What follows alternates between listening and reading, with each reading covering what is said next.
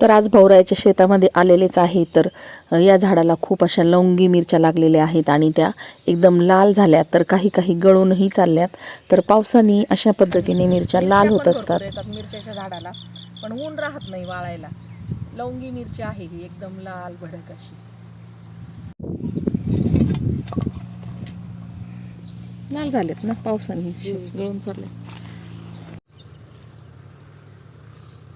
पहा मैत्रिणींनो, पावसाळ्यात आहे ना, घासातल्या ज्या मिरच्या असतात ना त्याला इतक्या मिरच्या येतात आणि लाल पण होते त्या मिरच्या.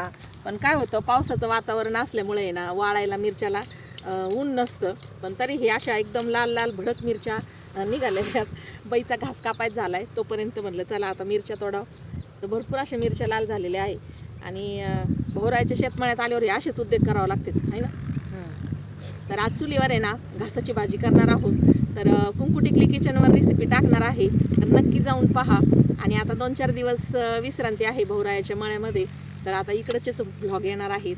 आणि लग्नाचे पण व्लॉग टाकलेले आहेत 2, तर ते पण नक्की पहा भाजीच्या लग्नाचे.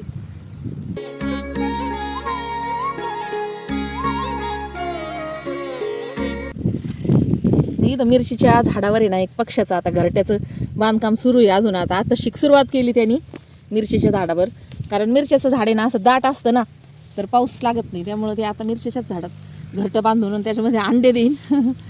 तर छोटासा पक्षी असतो तो, मोठ्या मोठ्या चुचीचा.